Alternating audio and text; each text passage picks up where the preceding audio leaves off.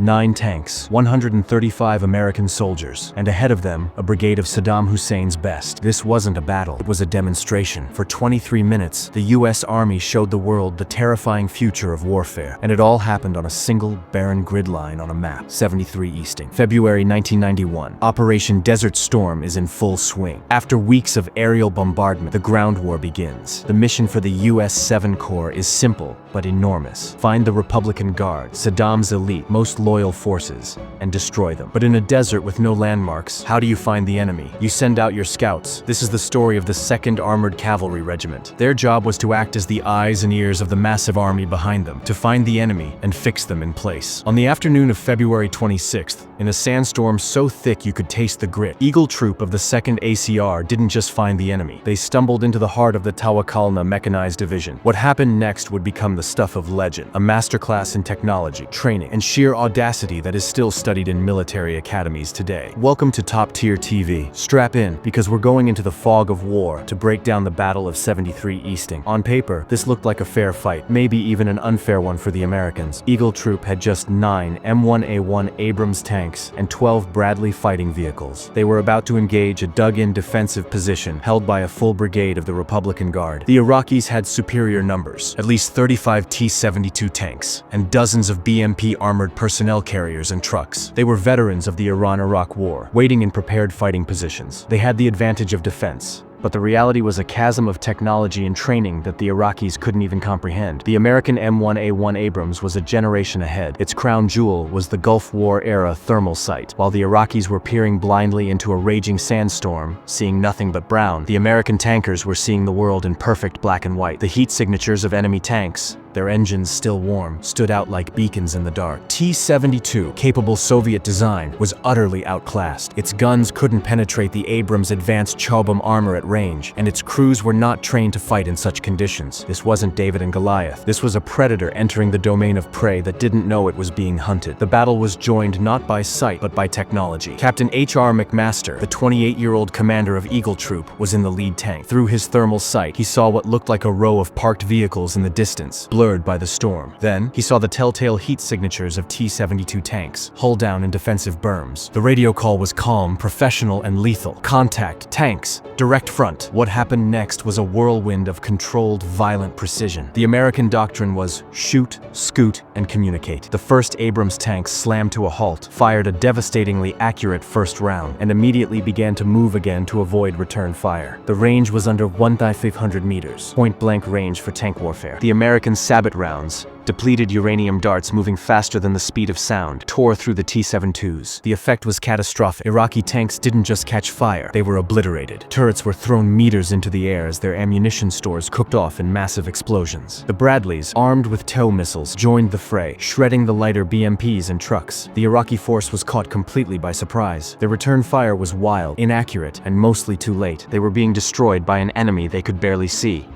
As the firing died down, the dust and smoke began to settle. The scene that greeted Eagle Troop was one of utter devastation. In just 23 minutes of almost continuous combat, they had completely annihilated the enemy force. The final tally was staggering. Eagle Troop, without losing a single soldier, had destroyed 28 T-72 tanks, 16 armored personnel carriers, and over 30 trucks and other vehicles. They had not just won a battle, they had shattered an enemy brigade. The road for the rest of 7 Corps was now wide open. The myth of the Republican Guard's invincibility was broken in less than half an hour. The secret to this lopsided victory wasn't just the technology, as incredible as it was the training. American crews had drilled for this relentlessly. Their communication was flawless. Their fire discipline was exceptional. Every crew member, from the commander to the driver to the loader, performed their job under extreme pressure with robotic efficiency. They were the perfect combination of cutting-edge machinery and highly disciplined, courageous soldiers. The Battle of 73 Easting stands as one of the most one-sided victories in modern military history. It was the moment the world truly understood the revolution in military affairs. It proved that information, the ability to see the enemy first, was more important than raw numbers. It was a brutal, decisive, and powerful demonstration of American military prowess. But beyond the technology and the tactics, it's a story about the soldiers who operated at the peak of their profession under impossible conditions. If this deep dive into a pivotal moment in military history resonated with you, please